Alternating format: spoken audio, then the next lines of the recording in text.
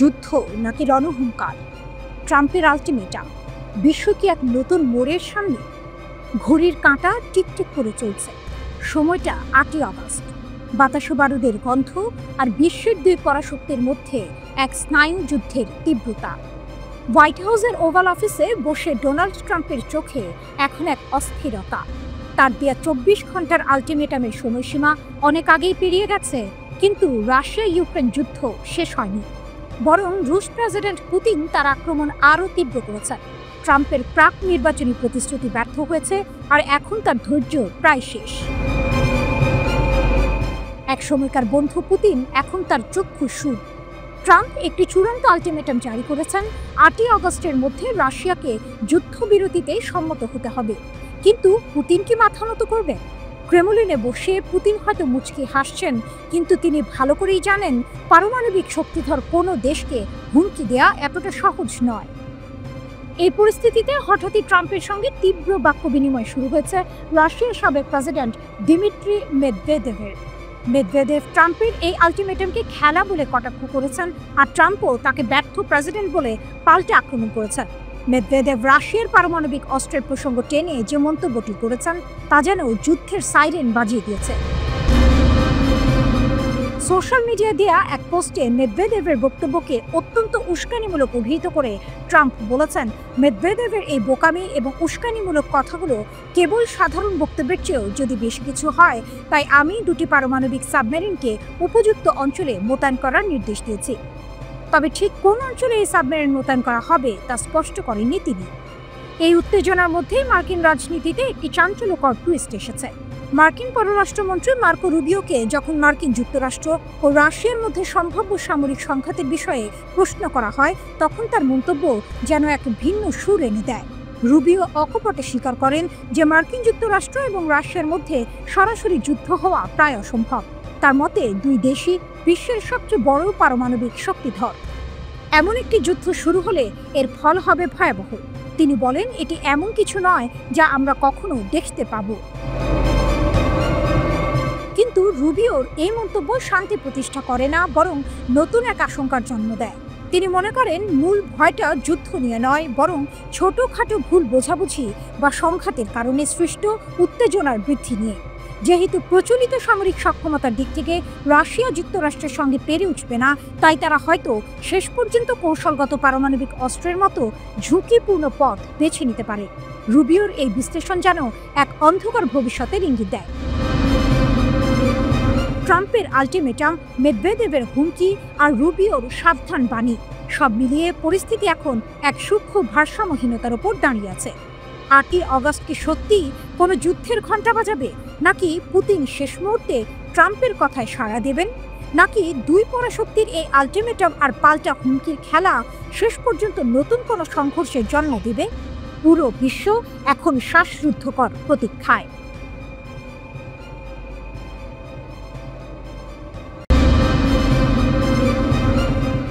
আরব সেনাবাহিনী প্রথমবারের মতো গাজায় প্রবেশ করেছে।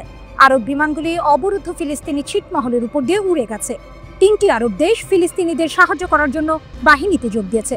আরব রাষ্ট্রগুলির বিরুদ্ধে ক্ষোভ বাড়ার সাথে সাথে প্রথম পদক্ষেপ। ফিলিস্তিনি ছিটমহলে ব্যাপক দুর্ভিক্ষ সংকট তীব্রতর হচ্ছে। সংযুক্ত আরব আমিরাত, জর্ডান এবং মিশরের বিমানগুলি গাজায় বিমান থেকে সাহায্য প্যাকেজ ফেলেছে, ইসরায়েল জানিয়েছে।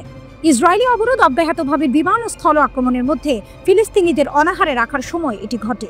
গাজার প্রতিবেশী মিশর প্রথমবারের মতো গাজায় বিমান থেকে সাহায্য পাঠানোর কাজে অংশগ্রহণ করেছে, যা একটি উল্লেখযোগ্য পরিবর্তন। ফিলিস্তিনিদের খাদ্য সরবরাহের জন্য পর্যাপ্ত ব্যবস্থা না নেওয়ার জন্য আরব জনসাধারণ কায়রোর তীব্র সমালোচনা করে। মিশরের সাথে গাজার দীর্ঘ সীমান্ত রয়েছে, যা বর্তমানে ইসরায়েল দ্বারা দখলকৃত এবং ইহুদি রাষ্ট্রের সাথে তাদের সম্পর্ক রয়েছে। উত্তর এবং দক্ষিণ গাজায় মানবিক সহায়তা প্যাকেজ ফেলা হয়েছে। আইডিএফ নিশ্চিত করেছে ইসরায়েলের রাজনৈতিক নির্দেশে এই অভিযান পরিচালিত হয়েছে। ইসরায়েল, সংযুক্ত আরব আমিরাত, জর্ডান এবং মিশর বিমান থেকে সহায়তা অভিযান সফলভাবে সম্পাদনের জন্য ঘনিষ্ঠভাবে সহযোগিতা করেছে। আন্তর্জাতিক সমালোচনার মুখে ইসরায়েল মানবিক সাহায্য প্রবাহের উপর বিধিনিষেধ শিথিল করতে বাধ্য হয়েছে। ইসরায়েল দাবি করেছে গাজায় ইচ্ছাকৃতভাবে দুর্ভিক্ষের অভিযোগ দূর করার জন্য এই প্রচেষ্টা চালানো হচ্ছে। কিন্তু ইসরায়েলের সবচেয়ে ঘনিষ্ঠ মিত্র মার্কিন যুক্তরাষ্ট্র স্বীকার করেছে যে গাজায় দুর্ভিক্ষ বাস্তব। আইডিএফ বিশ্বব্যাপী সহযোগিতার মাধ্যমে গাজার বেসামরিক চাহিদা পূরণে তাদের প্রতিশ্রুতির ওপর জোর দিয়েছে। এটি চলমান গাজা সংঘাতের মধ্যে সাহায্য সরবরাহের সর্বশেষ বহুজাতিক প্রচেষ্টা। আগামী দিনে গাজার মানবিক পরিস্থিতির উন্নতির জন্য আরও পদক্ষেপ নেওয়ার আশা করা হচ্ছে। ইসরায়েলের হামলায় গাজায় নিহতের সংখ্যা 60,000 ছাড়িয়েছে। উপত্যকাটিতে প্রায় 22 মাস ধরে চলা সংঘাতের সময় হত্যা করা হয়েছে এই ফিলিস্তিনিদের। নৃশংস হামলার পাশাপাশি গাজা অবরোধ করে তীব্র খাদ্য সংকট সৃষ্টি করেছে ইসরায়েল। এর জেরে মৃত্যু হয়েছে 1.5 শতাধিক মানুষের। ইসরায়েলের বিরুদ্ধে ক্ষুধাকে অস্ত্র হিসেবে ব্যবহারের অভিযোগে তীর ছুঁড়েছে আন্তর্জাতিক মহল, কিন্তু নেতানিয়াহু এই অভিযোগ অস্বীকার করেছেন। তিনি জানান, ইসরায়েল যুদ্ধবিরতির দর কষাকষি বা যুদ্ধ যেটাই হোক না কেন, গাজায় ত্রাণের প্রবাহ বন্ধ হবে না। গাজার একাংশ দখলের হুমকি দিয়েছেন ইসরায়েলের এক মন্ত্রী। দেশটির নিরাপত্তা মন্ত্রিসভার সদস্য জিফ এলকিন বলেন, হামাসকে চাপে ফেলতেই এমন পদক্ষেপ নেওয়া হতে পারে। ব্রিটিশ বার্তা সংস্থা রয়টার্স এই খবর জানিয়েছে। যুক্তরাজ্য ও ফ্রান্স ঘোষণা দিয়েছে, ইসরায়েল গাজায় যুদ্ধবিরতিতে রাজি না হলে দেশ দুটি চলতি বছরের সেপ্টেম্বরেই ফিলিস্তিনকে রাষ্ট্র হিসেবে স্বীকৃতি দেবে। একই সঙ্গে সৌদি আরব, মিশর, কাতার ও আরব লীগের সমর্থনে একটি যৌথ ঘোষণায় বলা হয়েছে, 2 রাষ্ট্রভিত্তিক সমাধানের অংশ হিসেবে হামাসকে গাজার শাসন ত্যাগ করতে হবে এবং অস্ত্র ফিলিস্তিনি কর্তৃপক্ষের হাতে তুলে দিতে হবে। আমেরিকার সবচেয়ে উন্নত ক্ষেপণাস্ত্র প্রতিরক্ষা ব্যবস্থা terminal high altitude area defence third ইন্টারসেপ্টরের মজুদ কমে যাওয়ায় পেন্টাগন থেকে শুরু করে প্রতিরক্ষা বিশেষজ্ঞরা সবাই উদ্বিগ্ন। আর এর মূলে রয়েছে গত মাসে ইরানের সঙ্গে ইসরায়েলের 12 দিনের যুদ্ধ। CNN এর প্রতিবেদন অনুযায়ী জুনে ইরানের বিরুদ্ধে ইসরায়েলের 12 দিনের যুদ্ধে মার্কিন যুক্তরাষ্ট্র তার উচ্চমানের থার্ড ক্ষেপণাস্ত্র ইন্টারসেপ্টরের প্রায় 1/4 হারিয়েছে। ইরানের ব্যাপক ব্যালিস্টিক ক্ষেপণাস্ত্র হামলার প্রতিক্রিয়ায় আমেরিকা 100টিরও বেশি, এমনকি সম্ভবত 150টিরও বেশি থার্ড ইন্টারসেপ্টর নিক্ষেপ করেছে। এটি আমেরিকার অত্যাধুনিক বিমান প্রতিরক্ষা ব্যবস্থার এক উল্লেখযোগ্য অংশ। মোট 7টি থার্ড সিস্টেমের মধ্যে 2টি ইসরায়েলে মোতায়েন করা হয়েছিল। এই দ্রুত ইন্টারসেপ্টর ব্যয় আমেরিকার ক্ষেপণাস্ত্র প্রতিরক্ষা ব্যবস্থার দুর্বলতা স্পষ্ট করে দিয়েছে। এমন এক সময়ে এই ঘটনা ঘটল যখন ইসরায়েলকে রক্ষা করার জন্য আমেরিকান জনসাধারণের সমর্থন রেকর্ড সর্বনিম্ন পর্যায়ে নেমে এসেছে। ঝির উৎপাদন, বাড়ছে ঝুঁকি। সাবেক মার্কিন প্রতিরক্ষা কর্মকর্তা এবং ক্ষেপণাস্ত্র বিশেষজ্ঞরা CNN-কে জানিয়েছে, ইন্টারসেপ্টরের এই দ্রুত হ্রাস বিশ্ব জুড়ে আমেরিকার সামরিক প্রস্তুতি এবং এই গুরুত্বপূর্ণ প্রতিরক্ষাগুলিকে দ্রুত পূরণ করার ক্ষমতা নিয়ে বড় প্রশ্ন তুলেছে। প্রতিরক্ষা বিভাগের 2026 সালের বাজেট অনুমান অনুযায়ী গত বছর মাত্র 11টি নতুন থার্ড ইন্টারসেপ্টর তৈরি হয়েছে এবং চলতি অর্থবছরে মাত্র 12টি অতিরিক্ত পাওয়ার সম্ভাবনা রয়েছে। পেন্টাগনের প্রেস সেক্রেটারি কিংসলি উইলসন অবশ্য দাবি করেছেন যে আমেরিকান বাহিনী সর্বদা বিশ্বব্যাপী অপারেশনাল প্রস্তুতি বজায় রেখেছে। তিনি অপারেশন মিডনাইট হ্যামারের সাফল্যের কথা উল্লেখ করেছেন। তবে একটি প্রাথমিক গোয়েন্দা মূল্যায়নে দেখা গেছে, ইরানের পারমাণবিক স্থাপনাগুলিতে মার্কিন হামলা কর্মসূচির মূল উপাদানগুলি নির্মূল করতে ব্যর্থ হয়েছে। থার্ড একটি মোবাইল ক্ষেপণাস্ত্র প্রতিরক্ষা ব্যবস্থা যা স্বল্প থেকে মধ্যপাল্লার ব্যালিস্টিক ক্ষেপণাস্ত্রকে শেষ মুহূর্তে বাধা দিতে পারে। প্রতিটি থার্ড ইন্টারসেপ্টরের দাম প্রায় $12.7 মিলিয়ন। পেন্টাগন 2026 সালে 37টি থার্ড ইন্টারসেপ্টর কেনার পরিকল্পনা করেছে, যার আংশিক তহবিল আসবে সাম্প্রতিক সম্পূরক ব্যয় প্যাকেজ থেকে। তবে বিশেষজ্ঞরা বলছেন, এই গতিতে উৎপাদন বাড়ানো সম্ভব নয়, আর এই ঘাটতি ভবিষ্যতে বড় নিরাপত্তা ঝুঁকি তৈরি করতে পারে। আমেরিকার জাতীয় নিরাপত্তার জন্য একটি ইহুদি ইনস্টিটিউট জিনসা এর বিশ্লেষণ অনুযায়ী মার্কিন থার্ড এবং ইসরায়েলি অ্যারো সিস্টেম ইরানের 574টি ক্ষেপণাস্ত্রের মধ্যে 201টি আটকাতে পেরেছে। এর প্রায় অর্ধেকই থার্ড দ্বারা ধ্বংস হয়েছে। এটি জনবহুল এলাকায় আঘাত হানার সময় ইসরায়েলের অ্যারো মজুদের সীমাবদ্ধতা প্রকাশ করে। জিনসা এর তথ্য বিশ্লেষণে দেখা গেছে, যুদ্ধের অগ্রগতির সাথে সাথে ক্ষেপণাস্ত্র আটকের কার্যকারিতা কমে গেছে। প্রথম সপ্তাহে ইরানের ক্ষেপণাস্ত্র অনুপ্রবেশের হার ছিল 8%, যা দ্বিতীয় সপ্তাহে 16% এবং যুদ্ধবিরতি কার্যকর হওয়ার আগে যুদ্ধের শেষ দিনে 25% পর্যন্ত পৌঁছেছিল। বিশেষজ্ঞরা মনে করছেন, থার্ড সিস্টেম স্থাপনই ইসরায়েলের সীমিত ইন্টারসেপ্টর রিজার্ভের ইঙ্গিত দেয়। অবসরপ্রাপ্ত ঊর্ধ্বতন মার্কিন সেনা কর্মকর্তা এবং সাবেক জ্যেষ্ঠ প্রতিরক্ষা কর্মকর্তারা CNN-কে জানিয়েছেন যে সাম্প্রতিক 12 দিনের যুদ্ধের আগেও মার্কিন যুক্তরাষ্ট্রের ইন্টারসেপ্টর মজুদ নিয়ে উদ্বেগ ছিল। বিশেষ করে চীনের বিরুদ্ধে প্রতিরোধ বজায় রাখতে গুরুত্বপূর্ণ উন্নত ইন্টারসেপ্টরের মাত্রা অত্যন্ত কম ছিল। একজন কর্মকর্তা বলেছেন, যখন তিনি জানতে পেরেছিলেন যে থার্ড মজুদ কতটা সীমিত, তখন তিনি অবাক হয়েছিলেন এবং মনে করেন ওয়াশিংটনের আরও ইন্টারসেপ্টের প্রয়োজন এবং সেগুলো দ্রুত তৈরি করা দরকার। মধ্যপ্রাচ্যের উত্তপ্ত বালুকণাময় প্রান্তরে একটি নতুন নীরব গর্জন শোনা যাচ্ছে। চাপা গুঞ্জন আর ফিসফিসানি বলছে, ইরান হয়তো বিশ্বের সবচেয়ে শক্তিশালী অস্ত্রের মালিকানা দাবি করতে চলেছে, একটি আন্তঃমহাদেশীয় ব্যালিস্টিক ক্ষেপণাস্ত্র। এর নাম খোররামশার-5। যদি এই খবর সত্য হয়, তবে ইরান যোগ দেবে হাতে গোনা কয়েকটি দেশের এলিট ক্লাবে, যাদের হাতে রয়েছে এমন বিধ্বংসী ক্ষমতা। ইরানের রহস্যময় পদক্ষেপ। কয়েকদিন ধরে খোররামশার-5 এর ক্ষমতা নিয়ে বাতাসে ভাসছে চাঞ্চল্যকর খবর। দাবি করা হচ্ছে এই ক্ষেপণাস্ত্রের পাল্লা 12,000 কিলোমিটার, গতি ম্যাক 16 এবং এটি বহন করতে পারে 2 টন ওজনের ওয়ারহেড। ভাবুন একবার, এই পাল্লায় সমগ্র মার্কিন যুক্তরাষ্ট্র চলে আসে এর নিশানায়। এই সংখ্যাগুলো কি বাস্তব নাকি নিছকই জল্পনা? প্রশ্নটা এখানে। সাধারণত ইরানের প্রতিরক্ষা মন্ত্রণালয় বা Islamic revolutionary guards corps IRGC এর মহাকাশ বাহিনী তাদের বড় সামরিক সাফল্যের ঘোষণা বেশি ঢাকঢোল পিটিয়ে করে থাকে। কিন্তু খোররামশার-5 এর ক্ষেত্রে ব্যাপারটা ভিন্ন। এই খবর এসেছে অনানুষ্ঠানিক সূত্র থেকে, যা রহস্য আরও বাড়িয়ে তুলেছে। কিছু সংবাদ মাধ্যম তো 2023 সালের খোররামশার-4 পরীক্ষার পুরনো ভিডিওকেই নতুন বলে চালিয়ে দিয়েছে। কিন্তু এর মানে এই নয় যে এই ক্ষেপণাস্ত্রের অস্তিত্ব নেই। ইরানের সামরিক সক্ষমতা নিয়ে যারা নিয়মিত খবর রাখেন তারা জানেন, পারস্য উপসাগরের এই দেশটি সামরিক প্রযুক্তিতে নিজেদের শক্তিশালী করতে বদ্ধপরিকর। ICBM একটি বিধ্বংসী অস্ত্রের পরিচয়।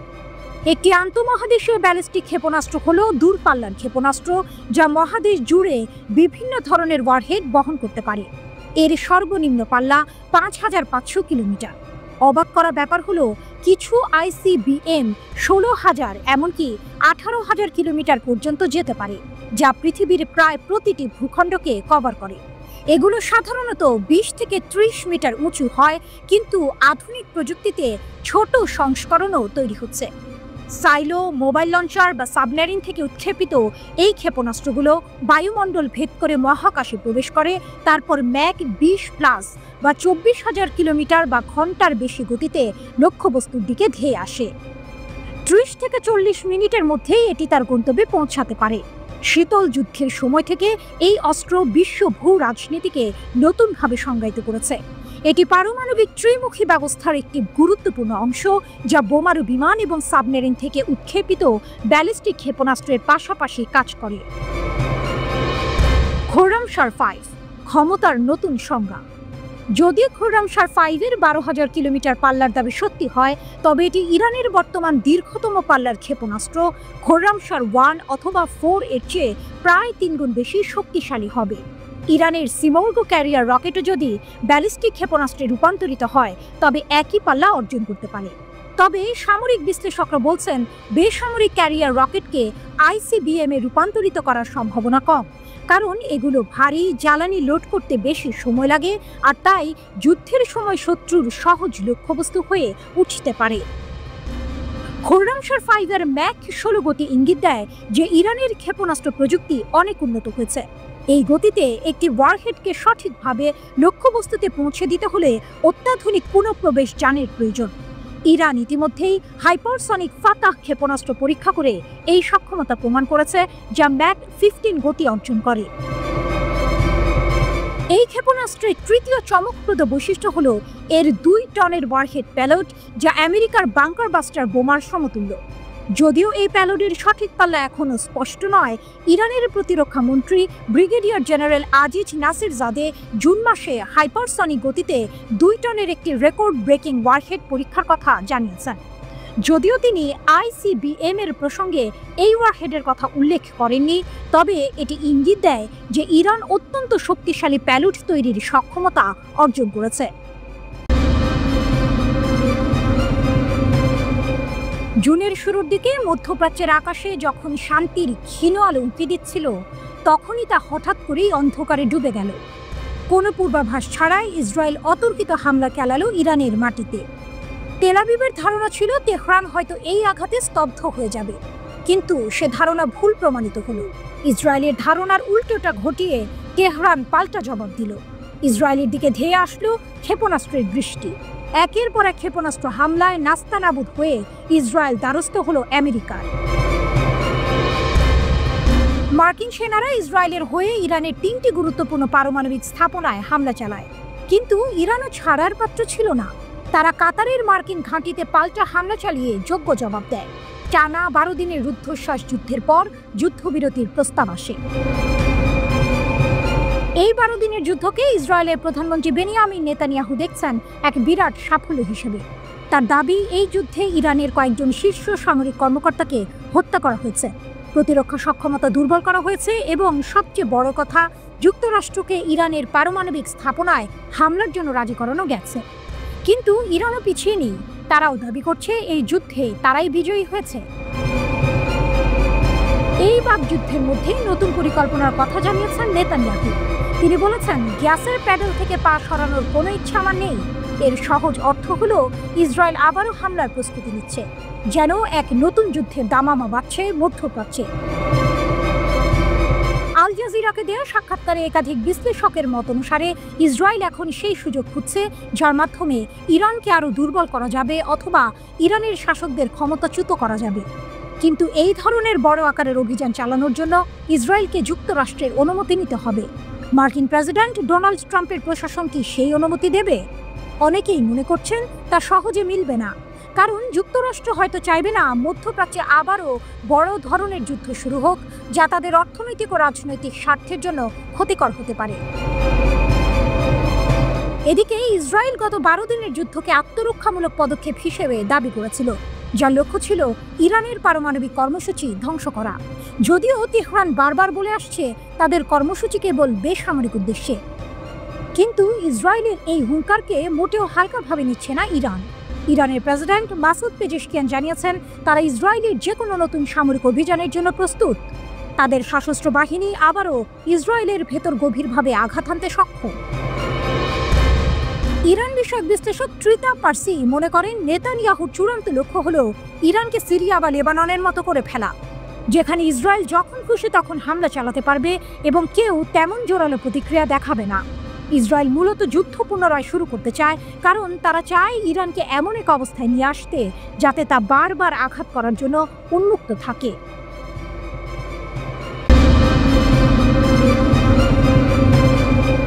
ওমান সাগরের বিস্তীর্ণ নীল জলরাশি, দিগন্তে সূর্যের রক্তিম আভা, কিন্তু এই শান্ত দৃশ্যপটের আড়ালে লুকিয়ে আছে এক তীব্র উত্তেজনা। যখন বিশ্ব ভাবছিল ইরান হয়তো এই আক্রমণের পর দুর্বল হয়ে পড়েছে, তখনই ওমান সাগরের বুকে ঘটল এক অবিশ্বাস্য ঘটনা, এক সাহসী পদক্ষেপ যা বিশ্বকে দেখিয়ে দিল ইরানের অদম্য শক্তি আর ইস্পাত কঠিন মনোবল। ওমান সাগরের বুকে ধীর গতিতে এগিয়ে চলেছে মার্কিন ডেস্ট্রয়ার ইউএসএস ফিটজেরাল্ড। তার বিশাল আকৃতি যেন ক্ষমতার প্রতীক। হঠাৎ দিগন্তে একটি বিন্দুর মতো কিছু দেখা যায়, সেটি দ্রুত বড় হতে থাকে একটি ইরানি নৌবাহিনীর হেলিকপ্টার। মার্কিন ডেস্ট্রয়ার ইউএসএস ফিটজেরাল্ড ধীর গতিতে ইরানের তত্ত্বাবধানে থাকা জলসীমার দিকে এগিয়ে আসছিল, কিন্তু তেহরান তার সার্বভৌমত্ব রক্ষায় অটল। ইরানি সেনাবাহিনীর নৌবাহিনীর ৩য় নৌ অঞ্চল নেদাজা থেকে একটি দ্রুত প্রতিক্রিয়াশীল হেলিকপ্টারকে মোতায়েন করা হলো। এটি ছিল কেবল একটি হেলিকপ্টার নয়, এটি ছিল ইরানের আত্মমর্যাদার প্রতীক। ইরানি হেলিকপ্টারটি দ্রুত মার্কিন যুদ্ধজাহাজের ওপর দিয়ে উড়ে যায়।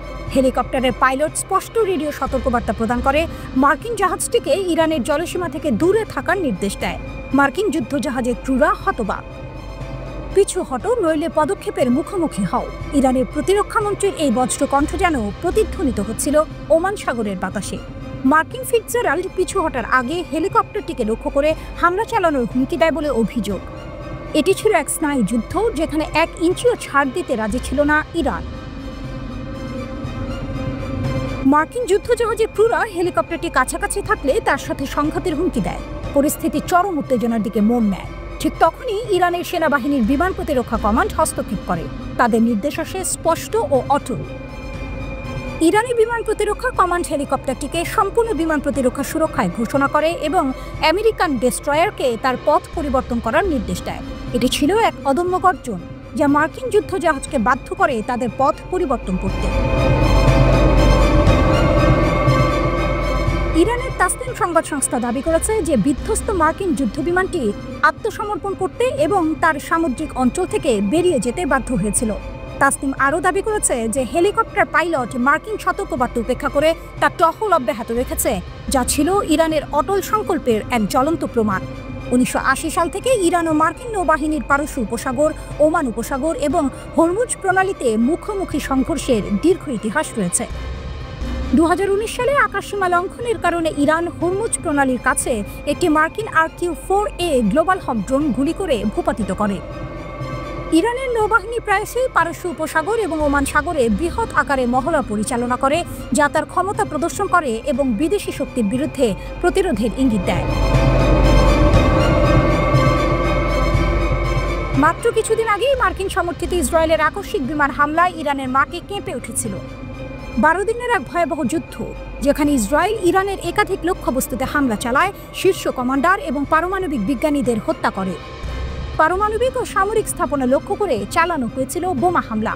22 জুন বোমারু বিমান এবং ক্রুজ ক্ষেপণাস্ত্র নিয়ে মার্কিন যুক্তরাষ্ট্র যোগ দিয়েছিল ইসরায়েলি অভিযানে। 24 জুন ইরানের পারমাণবিক স্থাপনায় মার্কিন বোমা হামলার পর এক ভঙ্গুর যুদ্ধবিরতি কার্যকর হয়েছিল। মার্কিন হামলা সত্ত্বেও ইরান এখনও পারমাণবিক অস্ত্র চায়, এক বিশেষজ্ঞের ভয়ঙ্কর সতর্কবার্তা।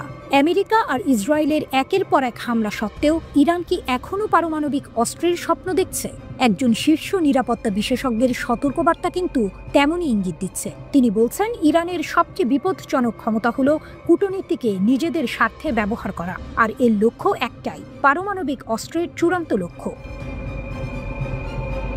ফাউন্ডেশন ফর ডিফেন্স অফ ডেমোক্রেসিজের ইরান প্রোগ্রামের senior director Behnam Ben Taleblu Fox News ডিজিটালকে বলেছেন, ইরানের পরবর্তী পদক্ষেপ হবে মেরামত, পুনর্গঠন এবং নতুন করে সবকিছু সাজানো। কিন্তু প্রশ্ন হলো, তারা এটা কিভাবে করবে?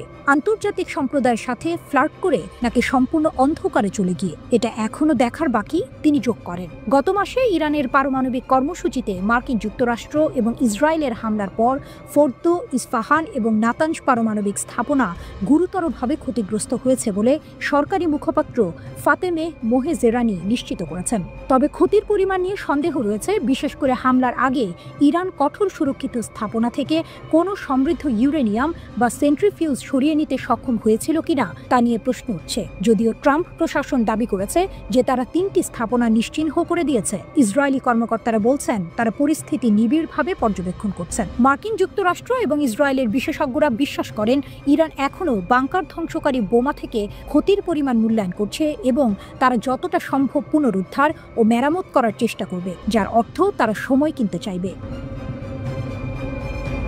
বেন তালেবনু বলেছেন, নিঃসন্দেহে সরকার এখনও একটি কূটনৈতিক কৌশল তৈরি করবে যা কাউকে আটকে রাখার জন্য এবং এই সরকারের জন্য যতটা সম্ভব সময় বের করার জন্য ডিজাইন করা হবে। রাষ্ট্রপতি ডোনাল্ড ট্রাম্প আলোচনা শুরু হতে পারে বলে ইঙ্গিত দিলেও ইরান এখনই আলোচনার জন্য তাড়াহুড়ো করতে নারাজ। ইরানি পররাষ্ট্রমন্ত্রী আব্বাস আরাকচি সিবিএস নিউজকে এক সাক্ষাৎকারে বলেছেন, আমি মনে করি না যে আলোচনা এত তাড়াতাড়ি পুনরায় শুরু হবে। কূটনীতির দরজা কখনোই বন্ধ হবে না। বেন তালেবনু যুক্তি দিয়েছেন যে তেহরান সম্ভবত আবারও IAEA-তে প্রবেশাধিকার সীমিত করার চেষ্টা করবে, কারণ তারা যে কোনো দর কষাকষির কৌশল ধরে রাখতে চাইবে। তার মতে, ইরানের পরবর্তী পদক্ষেপ এবং সম্ভবত এই মুহূর্তে সবচেয়ে বিপজ্জনক ক্ষমতা হলো এর কূটনৈতিক ক্ষমতা। তিনি বলেন, এটি শাসক গোষ্ঠীর ক্ষমতা যে হয় দুর্বল হাতে আলোচনায় প্রবেশ করে এবং শক্তিশালী হাতে চলে যায়, অথবা তার প্রতিপক্ষের সামরিক বিজয়কে রাজনৈতিক বিজয়ে পরিণত হতে বাধা দেওয়ার চেষ্টা করে। যদি মার্কিন যুক্তরাষ্ট্র এবং ইরানের মধ্যে আলোচনা হয়, তা প্রত্যক্ষ বা পরোক্ষ হোক, ইরানিরা IAEA-তে প্রবেশাধিকার আটকে রাখবে। এটি ইতিমধ্যেই তাদের সবচেয়ে গুরুত্বপূর্ণ অস্ত্র, তিনি যোগ করেন। বেন তালেবানও ব্যাখ্যা করেছেন IAEA কে দর কষাকষির একটি মাধ্যম হিসেবে ব্যবহার করা ইরানকে কেবল তার পারমাণবিক কর্মসূচি পুনঃপ্রতিষ্ঠার জন্য সময় নষ্ট করতে সাহায্য করে না। বেন তালেবানও সতর্ক করে দিয়েছেন যে ইরান তার পারমাণবিক উচ্চাকাঙ্ক্ষা ছেড়ে দেবে না। তিনি উল্লেখ করেছেন 1980-এর দশকে ইরাকের সাথে যুদ্ধের সময় তেহরানের নিরাপত্তা ব্যবস্থা সম্পূর্ণরূপে পরিবর্তিত হয়েছিল। তার সবকিছুই তখন থেকে শুরু হয়েছিল ব্যালিস্টিক ক্ষেপণাস্ত্র কর্মসূচি, ড্রোন কর্মসূচি, সামুদ্রিক আগ্রাসন, আন্তর্জাতিক সন্ত্রাসী যন্ত্রপাতি এবং পারমাণবিক কর্মসূচি সবই 1980-এর দশকে শুরু হয়েছিল। তিনি বলেন, এই পারমাণবিক কর্মসূচি পুনরুজ্জীবিত করে ইরান একটি চূড়ান্ত প্রতিরোধক খুঁজছিল। ইরানি শাসন ব্যবস্থার এই বিশেষজ্ঞ সতর্ক করে দিয়েছেন যে ভূ রাজনৈতিক লক্ষ্য অর্জনের জন্য ইরানের পারমাণবিক কর্মসূচি বিকাশের 40 বছরের আবেগ মার্কিন সামরিক হস্তক্ষেপের কারণে পরিবর্তিত হবে না।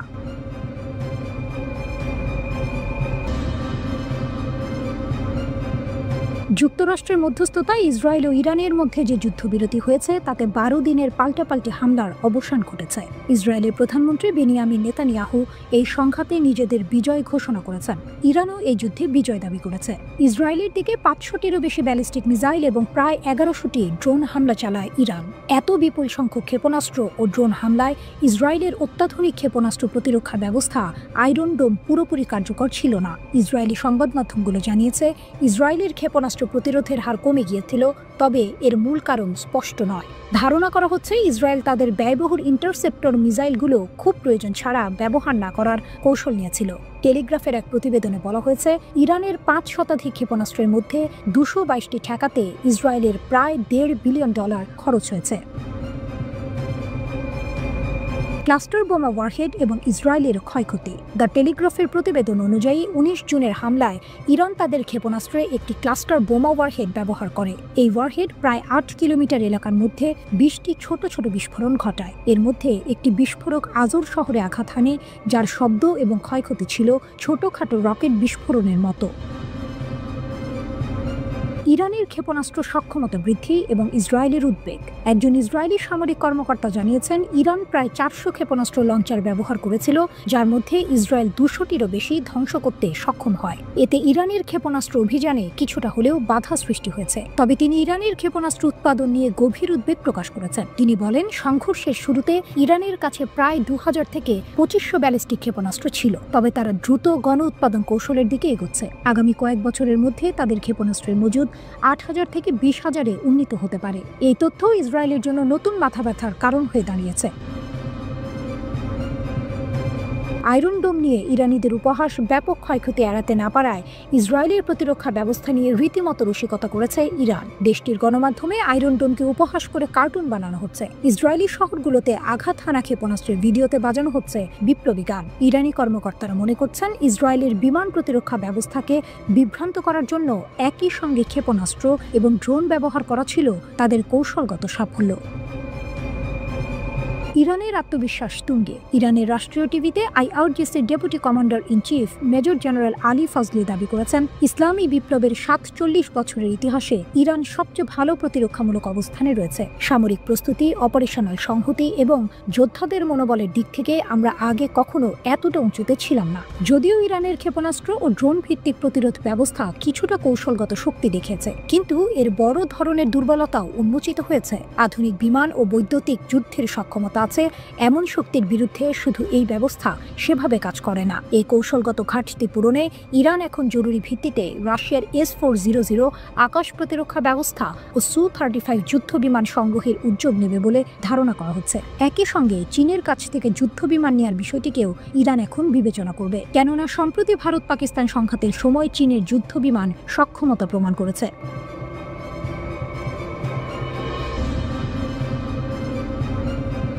যুদ্ধবিরতি নয়, ইরান কি বড় যুদ্ধের জন্য প্রস্তুতি নিচ্ছে? 12 দিনের সংক্ষিপ্ত যুদ্ধের পর আপাত দৃষ্টিতে যুক্তরাষ্ট্র মধ্যস্থতা করে ইরান ও ইসরায়েলের মধ্যে একটি যুদ্ধবিরতি কার্যকর করলেও তেহরান এটিকে স্থায়ী শান্তি হিসেবে দেখছে না, বরং তারা এটিকে স্ট্র্যাটেজিক পজ বা কৌশলগত বিরতি হিসেবে বিবেচনা করছে। দীর্ঘদিনের কৌশলগত ধৈর্য নীতির ধারাবাহিকতায় ইরান এখন যুদ্ধের ক্ষয়ক্ষতি কাটিয়ে উঠে দীর্ঘমেয়াদী সংঘাতের জন্য নতুন করে সংগঠিত হচ্ছে এবং ভবিষ্যতে লড়াইয়ের প্রস্তুতি নিচ্ছে। Report middle East Eye.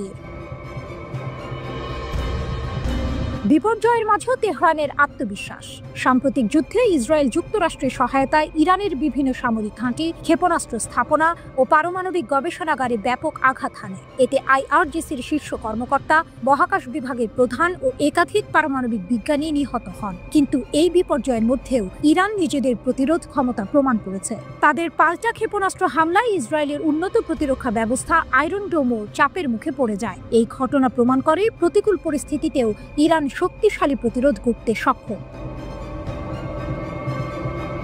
সামরিক শক্তি পুনর্গঠনে জোর। এই যুদ্ধবিরতির সুযোগকে কাজে লাগিয়ে ইরান নিজেদের সামরিক শক্তি পুনর্গঠনে পূর্ণ মনোযোগ দিয়েছে। তারা ক্ষেপণাস্ত্র ভান্ডার সমৃদ্ধ করছে, ফাতাহ ও খাইবার শেকান এর মতো হাইপারসনিক প্রযুক্তির উন্নয়ন ঘটাচ্ছে এবং বিমান প্রতিরক্ষা ব্যবস্থাকে আধুনিকায়ন করছে।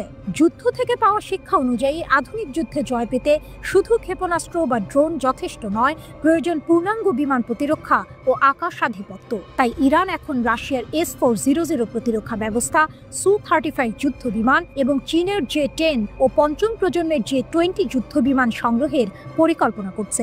এছাড়া যুদ্ধের সময় ইরানের একটি বড় দুর্বলতা ছিল আকাশভিত্তিক আগাম সতর্কতা ব্যবস্থা এর অভাব। এই অভাব পূরণের জন্য চীন ও রাশিয়ার কাছ থেকে এসব অত্যাধুনিক প্রযুক্তি সংগ্রহ এখন তেহরানের প্রতিরক্ষা পরিকল্পনার অন্যতম অগ্রাধিকার।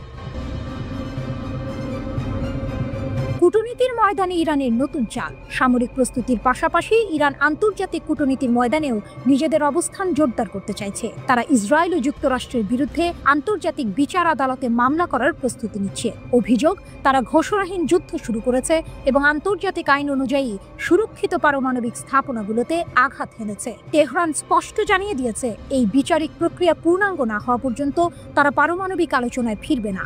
এরই মধ্যে ইরান আন্তর্জাতিক পরমাণু শক্তি সংস্থা IAEA এর সঙ্গে সহযোগিতা স্থগিত করেছে। তারা সংস্থার তদারকি ব্যবস্থাকে পক্ষপাতদুষ্ট আখ্যা দিয়েছে। এমনকি যুদ্ধ শুরুর আগেই তারা গোপনে বিপুল পরিমাণ সমৃদ্ধ ইউরেনিয়াম নিরাপদ স্থানে সরিয়ে ফেলেছে বলেও জানা গেছে। যেহেতু কোনো স্থাপনায় তেজস্ক্রিয়তার লক্ষণ পাওয়া যায়নি, ধারণা করা হচ্ছে এই ইউরেনিয়াম মজুদ এখনো অক্ষত রয়েছে, যা ভবিষ্যতে কৌশলগত চাপ তৈরির অস্ত্র হিসেবে ব্যবহৃত হতে পারে। কৌশলগত ধৈর্য সময়কে অস্ত্রে পরিণত করা।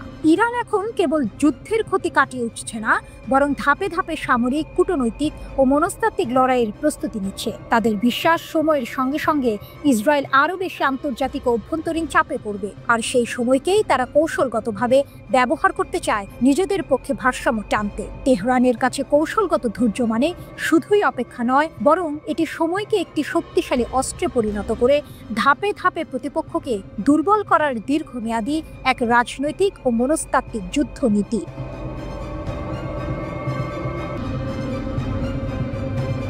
ইরান কেন এখনো বিপজ্জনক? ইসরায়েল ইরান সংঘাতের পর বিশ্ব জুড়ে প্রশ্ন উঠেছে, ইরান কি সত্যিই দুর্বল হয়ে পড়েছে? বিশেষজ্ঞরা বলছেন, পারমাণবিক স্থাপনায় মার্কিন হামলা এবং তাদের সহযোগীদের দুর্বল করে দেওয়া হলেও ইরান এখনো মারাত্মক বিপজ্জনক। টাইমস অফ ইসরায়েলের বিশ্লেষণ। 12 দিনের এই সংঘাতের ফলস্বরূপ ইরানের পারমাণবিক স্থাপনাগুলোতে মার্কিন বিমান হামলা চালানো হয়। The institute for national security স্টাডিজের সিনিয়র ইরান গবেষক বেনি সাপ্তির মতে, হামলায় ইরানের কিছু গুরুত্বপূর্ণ স্থান ক্ষতিগ্রস্ত হয়েছে এবং অস্ত্র উৎপাদন বিলম্বিত হতে পারে। কিন্তু সাপ্তি দাবি করেছেন, এই হামলা হুমকির প্রকৃতি মৌলিকভাবে পরিবর্তন করেনি। তিনি বলেছেন, ইরানের শাসনের মূল ভিত্তি এখনো অটুট রয়েছে এবং তারা আবার শক্তিশালী হয়ে উঠতে পারে। 22 জনের মার্কিন হামলায় ইরানের ভূগর্ভস্থ ইউরেনিয়াম সমৃদ্ধকরণ সুবিধাগুলো লক্ষ্যবস্তু করা হয়েছিল। এর মধ্যে নাতানজ, ইস্পাহান এবং বিশেষভাবে ফোর্দোর গভীরে থাকা সেন্ট্রিফিউজ অ্যারো ছিল। এই সুবিধাগুলোই ইরানের অস্ত্র গ্রেড ইউরেনিয়াম তৈরির মূল চাবিকাঠি। জর্জিয়া টেকের পারমাণবিক প্রকৌশল অধ্যাপক ডক্টর আনা এরিকসন ব্যাখ্যা করেছেন যে এই আক্রমণ বিপজ্জনক মাত্রায় ইউরেনিয়াম সমৃদ্ধ করার জন্য ব্যবহৃত সেন্ট্রিফিউজগুলোর ওপর ছিল। তিনি বলেছেন, ইরান দীর্ঘকাল ধরে সেন্ট্রিফিউজ প্রযুক্তিতে পরিমাণ এবং গুণগত উভয় ক্ষেত্রেই বিনিয়োগ করেছে। আক্রমণের আগে ইরান প্রায় 6500টি IR-2M, 4000টি IR-4 এবং 3000টিরও বেশি IR-6 সেন্ট্রিফিউজ পরিচালনা করেছিল। এই উন্নত মডেলগুলোর গতি এবং গোপনীয়তা উভয় ক্ষেত্রেই পুরানো IR-1 ডিজাইনকে ছাড়িয়ে যায়। উদাহরণস্বরূপ IR-6 প্রতি বছর 10টি পৃথকীকরণ ইউনিট উৎপাদন করতে পারে, যা ইরানে কয়েক সপ্তাহের মধ্যে 60% সমৃদ্ধকরণ থেকে অস্ত্র গ্রেড উপাদানে স্থানান্তরিত করার ক্ষমতা দেয়। নতুন IR-9 সেন্ট্রিফিউজ, যা এখনও পরীক্ষার পর্যায়ে রয়েছে, সেই উৎপাদনকে 5 গুণ বাড়াতে পারে। এরিকসন আরও জানিয়েছেন যে আক্রমণের আগেই ইরানের কাছে প্রায় 400 কিলোমিটার উচ্চ সমৃদ্ধ ইউরেনিয়াম মজুদ ছিল, যা 10টি পারমাণবিক বোমার জন্য যথেষ্ট। এই মজুদ অক্ষত আছে কিনা তা এখনও অজানা। সংঘাতের সময় ইসরায়েল ইরানের ক্ষেপণাস্ত্র কর্মসূচিকেও লক্ষ্যবস্তু করেছে। তারা দাবি করেছে ইরানের ক্ষেপণাস্ত্র উৎপাদন ক্ষমতা উল্লেখযোগ্যভাবে হ্রাস পেয়েছে এবং কমপক্ষে 2027 সাল পর্যন্ত দীর্ঘপাল্লার অস্ত্র উৎপাদনের ক্ষমতা বিলম্বিত হয়েছে। কিন্তু সাপ্তি সতর্ক করে বলেছেন এই ব্যর্থতাগুলো নিয়ে আত্মতুষ্টিতে ভোগা উচিত নয়। তার মতে এটি কেবল ক্ষেপণাস্ত্র বা পারমাণবিক কর্মসূচির বিষয় নয়, এটি শাসন ব্যবস্থার স্থিতিশীলতার বিষয়। তিনি উল্লেখ করেছেন মার্কিন যুক্তরাষ্ট্র এবং ইসরায়েলি হামলা IRGC জেনারেল সদর দপ্তর এবং এভিন কারাগারকেও লক্ষ্য করেছিল। সম্প্রতি সংঘটিত 12 দিনের যুদ্ধে ইসরায়েলের অন্তত 5টি সামরিক স্থাপনায় ইরানি ক্ষেপণাস্ত্র সরাসরি আঘাত হানে বলে রাডার তথ্যের ভিত্তিতে জানিয়েছে ব্রিটিশ সংবাদ মাধ্যম দ্য টেলিগ্রাফ। ইসরায়েল কর্তৃপক্ষ এসব স্থাপনায় ক্ষেপণাস্ত্র আঘাত হানার কথা এখন পর্যন্ত প্রকাশ্যে স্বীকার করেনি। দেশটির কঠোর সামরিক সেন্সরশিপ আইনের কারণে এসব তথ্য দেশটির গণমাধ্যমে প্রকাশ করাও নিষিদ্ধ। যুক্তরাষ্ট্রের ওরেগন স্টেট ইউনিভার্সিটির একদল গবেষক এই স্যাটেলাইট রাডার তথ্য বিশ্লেষণ করেছেন। তারাই উদ্ধার করা নতুন এই তথ্যগুলো দ্য টেলিগ্রাফকে জানিয়েছেন।